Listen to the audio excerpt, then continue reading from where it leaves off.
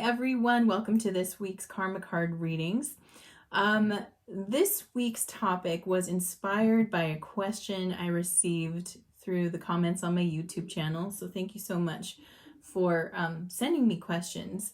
And it was such a good one that I wanted to use the Karma cards as an opportunity to answer this question. And the question was, how do you deal with fear?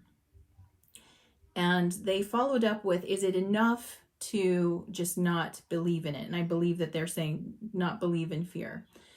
So this is such a big question. And obviously, I think a lot of people can resonate with it. There's a lot of uncertainty in this time. There's a lot of confusion and information and what's going on, blah, blah, blah. So that this can bring up naturally bring up fear in people. So I just wanted to have a little chat about it with how I deal with my fears, and also specifically make a distinction between what fear is and what anxiety is, because I think that for most of us, we're actually experiencing the latter. We're experiencing anxiety. What is fear? For me, fear is, it simply is our shadow self communicating to us about what's important to us, what is like the meat and potatoes of our life, the most important thing to us. So what I talk about when I talk about fear, when I teach about this subject, is I like to use this visual metaphor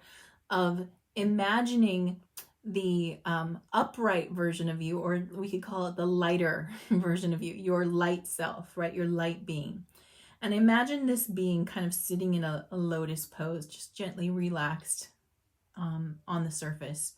And then imagine that instead of having a shadow underneath it, there was like a shadowy version of you almost coming down from your light being and pointing downwards, like a bat hanging from underneath you. But like, see these two reflective selves, right? The light being and the shadow being. The light being, when the light being talks about what is important to it, it's going to talk in positive phrases like, I want to be creative, or I want to be free, or I want to feel, give and receive love, things like that. That's how the light being would talk. The shadow being, which is just the inverse of the light, right? It's part of ourselves. It agrees. It actually agrees with the light being because it's one and the same being, right? But the language of our shadow being would be a fear-based language. So if the light being part of us is saying, I want to be creative, then the fear is, I'm afraid that I lack creativity, or I'm afraid of being stifled creatively, right? This is how our shadow self would speak. Our fears really are simply reminding and reflecting to us what is truly important to us, what truly matters the most. And so when we are trying to work with the feelings that come up inside of us right now, a lot of times what we're looking at is, for example, if you're afraid of losing your health, you can know that your health is actually of deep importance to you. If you're afraid of losing someone you love, that person obviously is of deep importance to you, and so on. You can kind of see how that works. And our fear is also connected to our destiny. So what's most important to us is also what we're destined to do. This is the core of you, the core of what you came here for. So, you know, when it focuses on people and relationships, mostly that core is that harmony, the harmonizing with another, the love that you want to create, the core, right? So our fears are directly related to our destiny, our core essence. And the second part of the question was, you know, should we just pretend, or not, she didn't say pretend, she was like, just not believe in fear. And I personally don't subscribe to that. I don't think that that is helpful, and it's not going to help us move forward, because like we said earlier, the shadow part of ourselves, where fear lives, is literally a part of ourselves. It would be like taking our backside off. Like, you only see my front, but I have no back, right? So fear isn't something that that we can actually eradicate in ourselves. It's part of our operational system while we're here. And our job is to merge with it. It's to understand the language of the shadow. The language of the shadow is fear. That's how it talks. And what we want to do is learn how to integrate it to ourselves so much that we can actually translate our own fear. Because many times we are crystal clear on what we're afraid of, where we kind of have this, people can be more ambiguous about what they feel they're destined to do, what's at their core. They can feel like it's right in their face so much that they can't identify it. And that's the beauty of fear, is fear cuts through all that, all the crap and all the subterfuge that's happening in the mind, and it goes right to what's important. So we want to keep to keep a pulse on fear. We want to keep a relationship with it. We just don't want to let that be what drives us to do anything, is to be driven by fear. Instead, we want to understand fear and learn how to take its guidance and teaching and then move in that direction, right? If I'm afraid of losing everything, if that's my fear, for example, if I'm afraid of losing everything, losing my home, losing my job, losing the money, losing friends or whatever, then that's a core issue about security. And what that fear then teaches me is that I have attachment to things externally giving me security. So that's another thing that fear teaches us, which I think is really beautiful, and that we want to learn how to understand from fear, is that fear shows us where we have attached to something and or given our power away. Where do I believe I'm out of power here? That's usually when fear comes up. Like if you feared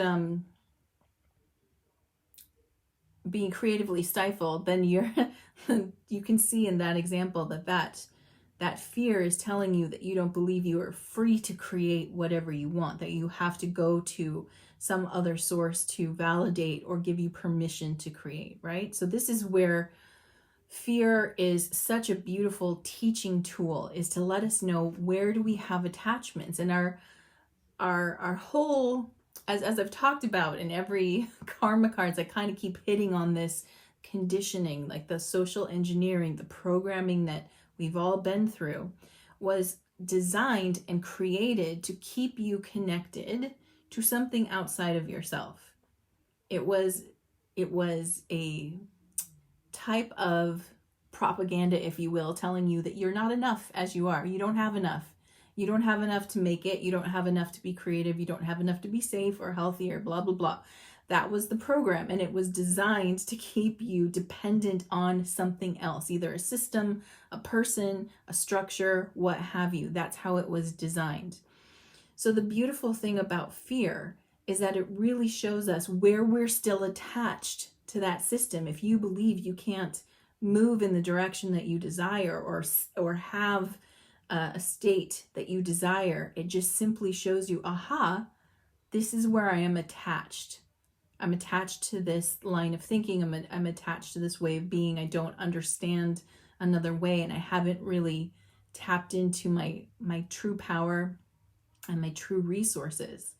And so that's another way that fear is such an incredible teacher. So when it comes to dealing with fear, I feel like fears represent some core issues, right? They represent core values, core issues, core life lessons are connected to fear. What I think that a lot of people are experiencing right now is something different. It's like fear and it mimics fear, but it's actually very different. And that's anxiety. So anxiety happens when we project our thoughts too far into the future, right? When you're thinking about, when you start taking yourself down the line so far that you're like, well, if I miss this payment, like, I don't know, I'm trying to pull an example out. If I miss my credit card payment, for example, then I'm going to get dinged on my credit report, or they're going to shut off my line of credit. And if they shut off my line of credit, that means I can't pay for groceries next month, and then I'm going to starve, and then I'm going to die, right? That's an extreme example, but you can see what I'm doing here is I'm taking an event and I am projecting myself deeper and deeper into the future. And the more that we do that, the less and less we feel in control, because you truly can't control. There's three states of being, and only one of them do you have any control in. You have no control of the past, it's done.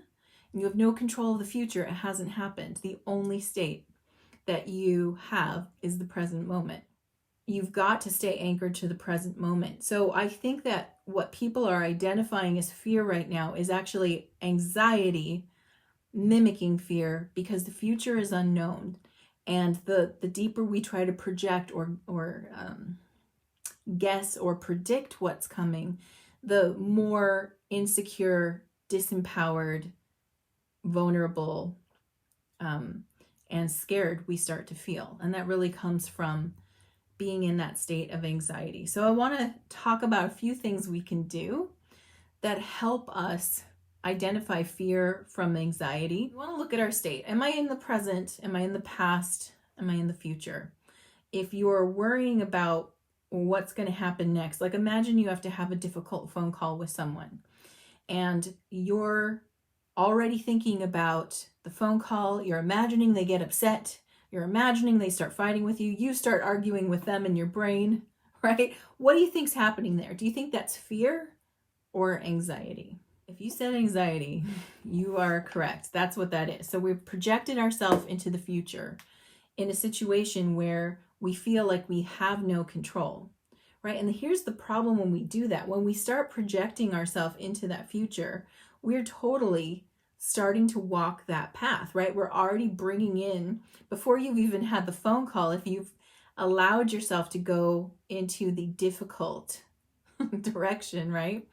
You're already starting to gather some energetic momentum. Now you've already argued with them in your brain. You already have your defenses up. By the time you get to the phone call, you're bracing and you're probably already mad at them a little bit and a little short, right? Our behavior changes, which then will dictate what happens next. If you got a phone call from someone, you're like, oh, hey, and they start bitching at you, you're probably going to get defensive and it's probably going to lead to an argument. That's natural. But that comes from that anxiety projection. Now, when you're in your present moment, do you think you feel anxiety or fear when you're dealing with that kind of emotion? Most of the time, if we're present, but we feel that inkling that feels like fear, that is fear. That is a core something talking to you because you're present with it, right? So fear can be with us at any moment, and we can definitely tap into that. Fear usually, interestingly enough, fear, I would say, definitely shows up the closer you are to the closer you're circling to your destiny. That's when I would say fear truly steps in, right? If it's saying I love you to a person you haven't said it to yet, but it feels important and you get that rush, that scared feeling, that's fear, because this matters. It means something.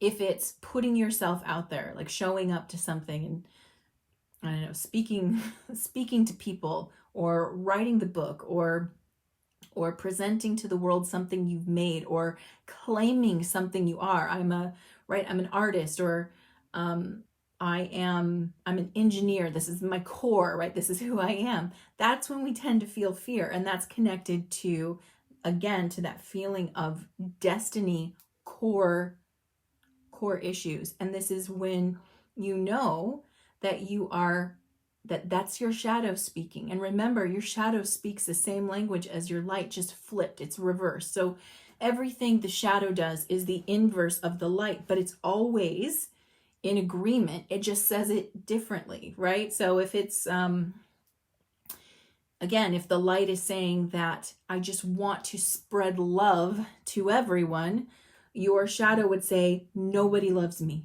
right? Like nobody loves me, because it is speaking the same language, just inverse. So when we're dealing with fear and or anxiety, I do not believe that a lack of belief in it helps us. We need to face it. So this is, and facing anxiety or fear is kind of brings up that same energy. And I believe that this energy is a fear that's driven from the ego. So the ego loves it when we're in a hot mess. The ego absolutely loves it when you're scrambling to identify what's happening. It wants you in anxiety. It wants you in fear. It wants you to have fear and not be able to understand it. And the ego wants you to have anxiety and just riff on that, because then the ego gets to play its game. It gets to be in control of who's operating your head. So we want to face our fear and our anxiety head on and acknowledge it for what it is. And what's interesting is what will come up is your ego going, we don't want to look at this. You don't want to, no, this isn't the way to do it. No, I don't, this is uncomfortable. I want to have a pleasant day. And if we're doing this, we're going to get upset. That's usually what happens when we try to go into the cave, right? Like, I like to picture going to meet my shadow self or my fear is almost like going into this dark cave. It's dark, and that hesitation and that trepidation that we feel, that's the ego saying, don't go in there, because it knows if you go in there, you're going to find answers, and answers lead to a sense of empowerment, and they can allow you to feel calm and connected again, which is the absolute worst thing for our ego. The first thing when we're dealing with fear and anxiety is to acknowledge it. I'm in fear. I am afraid. Just those words are enough to start. That's like the first step into the dark cave. I am afraid. And then we want to keep walking forward into it. So this is where heart-mind coherence really, really helps us, because if we're in a chaotic mind state, if we're up in our head, we're being led around by the ego. It acts like a bouncer going, hey, you're not going in there. We're not doing self-discovery. That's going to lead to pain, right? So when we can identify that we're in anxiety or fear, what we want to do is, we know that we're in chaos mindset, so the ego is kind of leading the show. We want to get ourselves into heart-mind coherence. And this is pretty easy to do. It just takes that slowing down and being present. You can't get coherent without being present. So let's do it. We can practice it right now. You're going to just acknowledge if you're having fear or anxiety. Put your hand on your heart. Sometimes it helps to like really warm up the space, or just bring your attention. If it looking down at your heart, if that helps. But you want to put your mental focus here. So you're paying attention to your heart. You're putting physical touch on it to really draw your focus there. And then you're focusing in on your breath, and you're taking a deep breath in through the nose, right? So deep in. And then you want to purse your lips like you're blowing out a candle, and do the longest exhale you can. A long exhale. And while you're breathing in and out, you are imagining the breath comes in through your heart and comes out through your heart. In through your heart and out through your heart. This is what will start the coherence to happen. So all the chaotic energy that's up in the mind, it will start to traverse down into the heart center. Now your energy is in the heart center. And here's what happens. No matter what's going on, no matter how activated by fear or anxiety you were before, you sort of even out, right? It's like the rough sea starts to smooth. And to keep that heart coherence going and strengthening it, what we're doing is we're continue to breathe in and out through the heart, focusing the breath. Slowing the breath down is so important, because what that does is it tells your body that if you can slow down and breathe, you're not in danger, right? So that's what's really interesting, is that if we're doing, right, that is that fight or flight breath that is keeping us, in that state of anxiety, keeps us in our head. When we can do this, you can feel it if you're slowly suppressing your exhale. Already the brain is calming down. It goes, okay, there's nobody chasing me. There's nothing going to get me. And I can start to calm down. So that slow exhale is like magic. And then if you start thinking about someone or something that you really love, whether it's a person or an animal, right? Somebody who doesn't stress you out. So if you're in a situation where you're feeling anxiety about someone, they're not the person to focus on in this moment. You want to focus on like your favorite cat, or somebody who is just like every time you talk to them you feel relaxed, right? So you focus in on that person and you just imagine sending them appreciation, caring, or love. All right, and this keeps you in that heart coherence.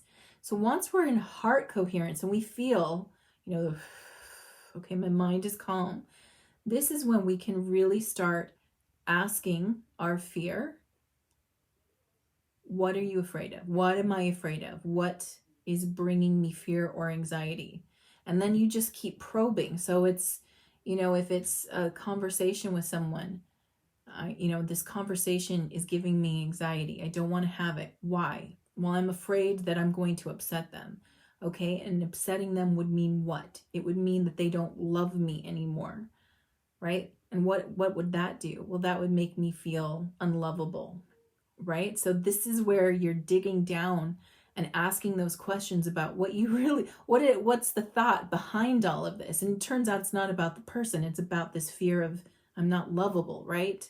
Which means one of your most sacred, destined feeling states is that of love, right? To be loved, be loving, and just to be love itself. This is of utmost importance to you. So once you have that information, then it's time to claim it back, meaning like we claim responsibility for the state we want. In that little scenario I gave you, the anxiety about that other person not loving you simply shows, right? It shows that the fear is that they could take love away, or they could deny you your own lovability. And that shows us that we've literally given the power to that person. Am I lovable, right? Do you think I'm lovable? And if we get that no, then we think we've lost it. So what we then can do once we identify what's the core of this, what's the core of the anxiety or the fear, is we can say, okay, I claim this back. I claim my power back. I decide that I am lovable. And that's a strong place to be if you can get to decision. Some people have a heart, they struggle more with that, right? So then we're like, I wish for you. Then that's what you would say to yourself. I wish for you to know how loved you are. So we start claiming this back, and we take pressure off the other person, and you bet that person can feel it, energy. And most likely they'll end up calling you because they can feel you've released them energetically from that responsibility. It's so interesting how this works, and we don't even recognize some of the times that we're doing it. We really don't see that we're holding people hostage in energy, right? Or that we're psychically attacking people with our fear. And that's an interesting point too, is that, our anxiety, our projections of what's going to happen, because we're in that state of anticipation, and we're in a state of worry or doubt that what we're anticipating is not going to be good for us. And if it's attached to other people, then we actually start sending them negative vibrations, which is psychic attack. We don't mean to. I think most people, if they could recognize, if we could see little darts flying out of our eyes when we had those thoughts, I'm sure we'd be like, no, take it back. I take it back, right? What happens though is we're so caught up in our own story, the panic and the fear that we're creating for ourselves, that we don't even realize that we've started an energetic attack on someone without intending to. So that's the beauty of our fear and anxiety. Like everything that we're given on this plane and in this experience is a gift. Doesn't always feel like gifts, and sometimes we are like, can I return it? I don't like this gift. But we have to understand how these tools are helping us navigate, how our anxiety or our fear can, one, help us identify what's truly important to us, and two, help us realize where we're giving power away, and three, help us realize where we need to do some energy cleanup work for ourselves, because that's why we're here. If you're still here, right? If we're still here going through this, we're still doing some kind of energetic cleanup work, because we are here during the greatest shift and probably the history of this earth. But in order for us to experience it in the outer world, we have to shift it in the inner world. It's shifting, and there's a lot of cosmic forces helping us shift and allowing us to shift. And there is a natural shift that will happen even if all of us went, no, no, no, no, no, and did nothing. The shift would still occur. But we didn't come here to be passive about it, because if we wanted passivity, we could have just stayed off planet, and just had our little water and just been like, whoa, Earth's shifting. That's crazy, right? We could have done that. But instead, we're like, no, I'm going to be here. I'm going to be here in the middle of it and experience this shift for myself. If we're going to be here for it, and we know that there's a lot of times where we're not staying present or conscious, then we unconsciously do things that we don't intend. And the beauty of pain and suffering is to help us see that and make new choices if we want to. For example, no matter how much I understand these concepts, I still engage with it if I get triggered, right? Triggers are another gift, a shitty gift, I'll say, but they're another gift. They help you know, no, you got work here to do. When you get activated and you forget all of your higher vibrational intentions and journeys and thought patterns, and you just drop back down into a low frequency, that's the gift of a trigger. It shows you've got some work here to do. You are expecting something from someone else or something else to do what you're actually supposed to be doing, right? If you get triggered by people who are mean to each other, then it's like, oh, that's something I got to work on. There's something in me that wants compassion. And then you do the mental inventory. Am I doing it? Am I in compassion? And when you're like, well, I'm in compassion with this group of people and mostly these people, but these people, they can't have it. Well, that's not quite what we came here for, right? We came here to to learn how to fully integrate, which means you enfold everyone, right? You enfold it all into you. So when we have negative energy and negative energy experiences, our natural impulse, and it does come from the ego, is to resist, push it away. I'm not going to unpack that. I'm not going to look at it. I'm not going to acknowledge it being here, because the ego knows if you do that, you will indeed open up something, and the ego loses its power. It loses the influential seat in your head. It starts to become, we don't ever really lose our ego. I honestly think, again, the idea of trying to cut it out or separate it isn't a thing that the ego created. Again, it's another impossible task. You can't do it, but you can integrate it. You can accept that, yeah, it's in there, and it no longer can drive when you are more interested in investigating what's going on for you than suppressing. There's so much more to unpack when it comes to fear. Again, fear is so important to our destiny. It is literally kind of telling you, this is what you came here to do, right? So we actually want to pay attention and listen to it. And we can actually start to embrace it as a friend. And then when it talks to us, at the times that it comes up, we can go, oh, okay, this must be really important to me, or a really big deal, because fear has just shown up. And with anxiety, the beautiful thing about anxiety is it just helps you know that you're not present. You're not in the present moment. So when anxiety shows up, you can say, thank you, anxiety, right? I've reeled into a timeline I don't want to experience. So I'm going to reel it all back in and get present with myself and ask myself some questions about what I believe about what I'm telling myself, so that I can then unpack that and start to get the jewels that have been waiting for me the whole time. Okay, so with that, let's do karma cards. Those who haven't done those before or haven't done them in a while, karma cards, I have 3 decks: the planets, signs of the zodiac, and the houses of astrology. And I've already asked my team, what is the topic that you want us to focus on this week? And I've gotten 2 sets of answers, one in red for action and one in blue for outcome. And how you play is you just tune into yourself intuitively, And you ask yourself, what do I need right now? Do I need action-related answers or outcome-related answers? And while you're deciding that, let me tell you the timing of this reading. So this reading is for today, February 24th, all the way through March 3rd. And the flavor of this reading, we have Saturn in Gemini in the 6th house of health and service.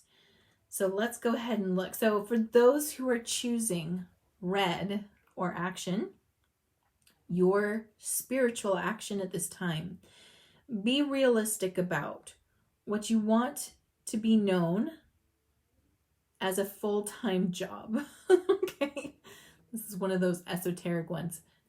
Be realistic about what you want to be known about, what you want to be known as a full-time job. So what you want to be known. So Gemini, again, ruled by Mercury, it is the sign of communication. And interestingly enough, it's like local learning, learning about yourself. So Gemini is that sign about learning about yourself.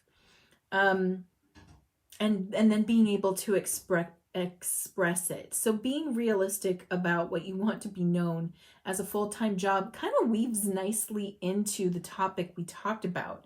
Be realistic about, hey, right? So it is here. We're not going to deny, suppress, or pretend like what your current state isn't, right? It is what it is. Either, you're doing well, you're not doing so well. Doesn't matter. We're going to be honest with it. What you want to be known as a full-time job.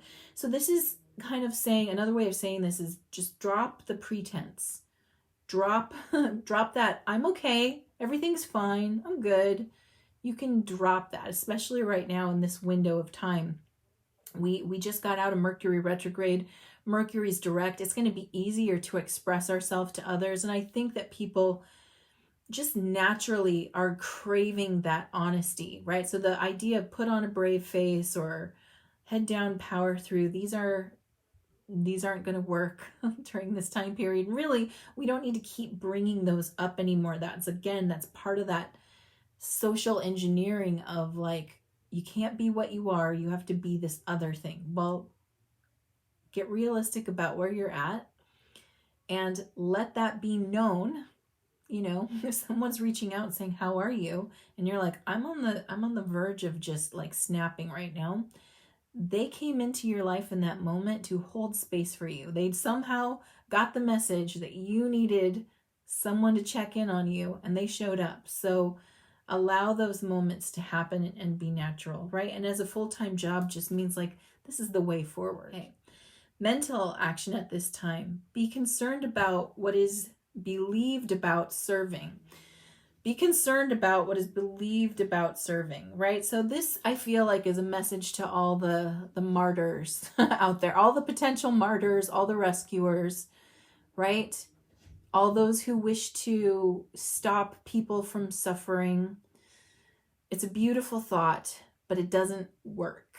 And the reason why is suffering is a part of this experience, because sometimes it's what sometimes it's the stress, it's the experiencing what we don't want that gets us to reach for what we do want. There's in the Law of One, they talk about that there were many versions of Earth that happened before the version we're currently experiencing. And in these older versions, they tried it where it was just like nirvana, right? So in the Bible, that's like the Garden of Eden. It was perfect. There weren't problems. People weren't suffering.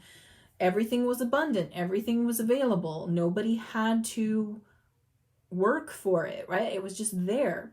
And what they found is that there was no impetus for the beings at that time to evolve. If you have everything, if everything's fine and there's no imminent threat or suffering in any form, why would you want to evolve? It's perfect. It's like no being would be like, yeah, I don't like this. Let's keep trying. They'd be like, no. It's cool. And that's what they did. It's cool. Well, the human was, designed to go through the evolutionary process that other species have gone through before it. Humans are technically a younger race when it comes to cosmic races. We're not that old, even though we've been around for probably, we have had many incarnations on this planet. still not that old in terms of like what's out there. So it didn't work. It did not work to have us have no suffering. So the people who do not want, who can't bear to see another suffer, I feel for you. That tends to be the deep empathic people. Feeling other people suffering, watching them suffer, is incredibly excruciating for empathic people, because not only is the empath suffering of its own life, but now it's suffering for everyone else. And so the message is, be concerned about what is believed about serving. So the empath, the ultra empath, the rescuer type, the martyr type, all of these beings believe that if I can stop you from suffering, then I've served you. And the truth is, it's actually, it's kind of the opposite. We don't want to wish suffering on others. We pray and we ask for their ease and grace, but we step back when suffering occurs and allow them to have that experience, because their path, the path that they chose consciously and unconsciously, led them to that point, not because they deserved it, but because on some level they deeply wanted to understand something from that experience. I know in my own life, in the times that I've experienced great suffering, those are times that were rich with gold. I up-leveled many times in those periods, sometimes multiple times from one extreme suffering point, right? I made new choices. I let go of things that weren't working. You got that kind of smack in the face clarity, like suddenly life just like whoosh, smacks you in the face, but you see it all clearly right now, and you see what you were choosing, and you choose new. And so therefore that is how suffering is a gift, and why we want to support, not stop, if that makes sense. And so our idea of service is one of those things that we have to constantly get realistic about. What do I believe that is? When I say I'm service to others oriented, what does that mean? Does it mean I have to answer the question for them? That I have to take the test? That I have to take the slings and arrows? Not all the time, maybe in some cases, but most of the time it is, I hold the space for you, right? I am there with you. I recognize, I have compassion, I have forgiveness, I have understanding, right? I learn to hold you while you are going through this. I create the container. To me, that feels more service-based than trying to stop the growth. The physical action at this time: you must wait before you can use the quickest way, and do it a little at a time. So they want you to know, for those who are like, is this moving along? Can we wrap it up now? Is this going to be done now? You got to wait. So no. And using the quickest way, again, the quickest way is not the most thorough way. And what we want is the most thorough way forward. And that means sometimes you got to make a little change or a little progress at a time. And I know we're all like raring to move into that next section, but a lot of people need to understand where we're at, and not a lot of people do. We're still, there's not a consensus, and there may never be pure consensus. And again, because there are multiple timelines, but we're still in a situation where thoroughness, right, and understanding are more important than quickness and getting it over with, right? Just let's get it all over with. No, we gotta learn a few more things here. We are prepping for higher frequencies. And to be in a higher frequency means our consciousness shifts and our understanding shifts. We don't take this level of understanding with us. We have to completely clear what isn't a match out and match the higher frequency that we're moving into. And until we do, we have a sort of pain, suffering threshold that's happening. So if we can be in that space of like, I'd rather get it right the first time than just rush to the finish line, that's a better mindset to be in. And also, like every great teacher on this planet has ever said, it's about the journey. It's not about the finish line. When you run a race, you don't go, oh man, that finish line was so good. You think about the running, the race, and how you were strong and you pushed your limits and you tested your boundaries and you were more capable than you actually thought you were. That's what you remember. You don't remember the finish line is like that. It's done, right? So our desire to rush through things right now is it's coming from people running out of endurance. They're running out of the spiritual endurance right now. So this is a time where we can get more spiritual endurance if we are accepting the reality. And that's what Saturn's saying is like, hey, the reality is this, a little bit at a time.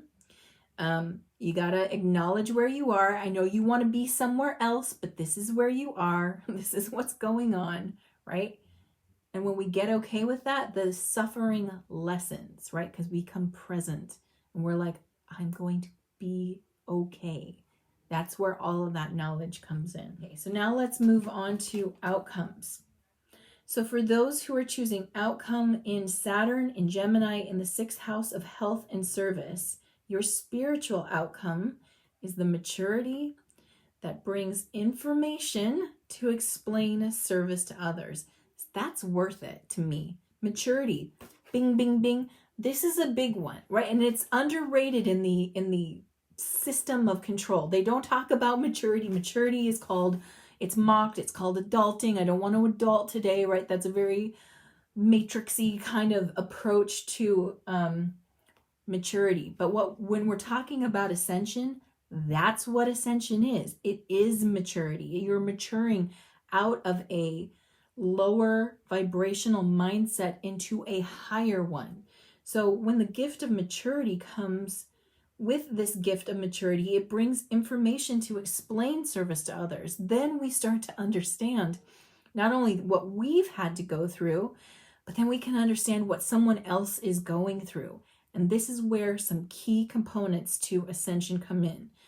Compassion, understanding, and forgiveness. That's what we're here to get, and maturity gifts us that, right? We've been through it. And so when we see someone else going through it, we see them struggling, we no longer feel a need to condemn, judge, or hold contempt for them, but rather we're like, you're struggling right now. I see that, but I know you can get through this, and I know what's on the other side of it for you.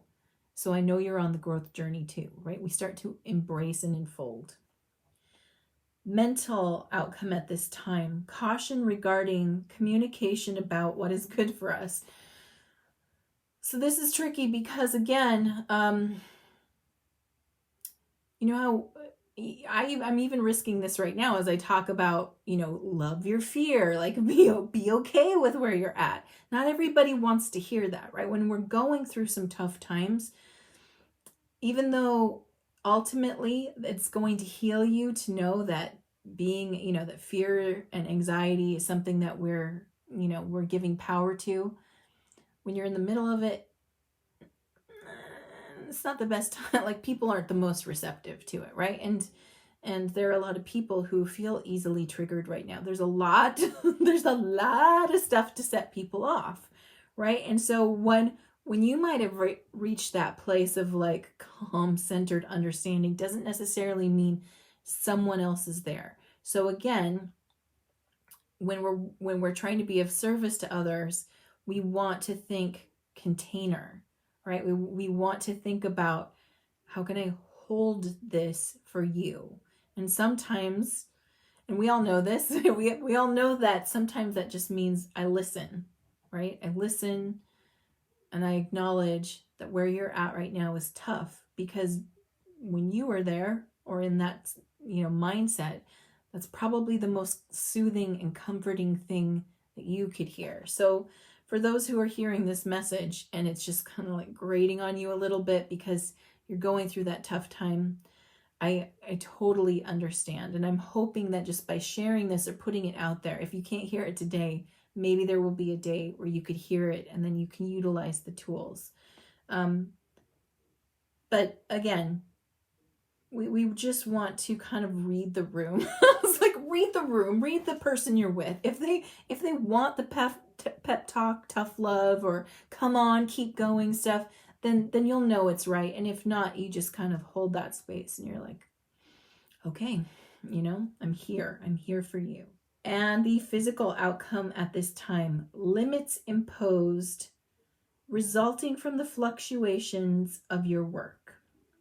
Limits imposed. So what we're looking at is Saturn. Now Saturn is, it's considered a malefic planet, but that's just because it's the planet of karma. It is the planet that's like, look, this is what you created for yourself, right? So that's what Saturn does. It doesn't give you expansion. It gives you confinement. But limits are something that are also a beautiful tool. Again, oh my God, that was my cat. He's got a cold. It scared the crap out of me. Right. So limits are a he's got some bad sneezes right now. They're a beautiful tool, a gift. Poor guy. They're a gift that, again, can feel kind of shitty. But as an artist, I got to tell you, one of the most amazing things that artists do that create beautiful work is they put self-imposed limits on ourselves. So we actually have, and regarding any work or just creating in general, the self-imposed limit is actually, we are more creative and we're better problem solvers when we have limits placed on us. So if you feel limited at this time by anything, don't take it as a no. Don't take it as a stop sign or as a dead end. Let it challenge you to create something within the limits. So as artists, one of the things we do is we'll limit our color palette. So I have rainbow-itis. I love every color and I'm always want to use every color. But the most exciting or enticing work comes from limiting the colors that I use. And I love that because I think it translates into life itself. When limits are placed on you for any reason, it is an opportunity for you to create something that, create something really beautiful or really powerful. I hope that this message was helpful to you. Please, you can leave comments. You can leave them on Facebook. You can leave them on YouTube. If you have a question for me, I would love to hear them and I can answer those questions in the next Facebook Live. And hopefully Mr. Pants gets over these sniffles soon. So sending you lots of love. Mwah. I will see you next week. Bye. Thank you for watching. Subscribe now and hit the notification bell so that you know the next time I release a new video. Until then, stay magical.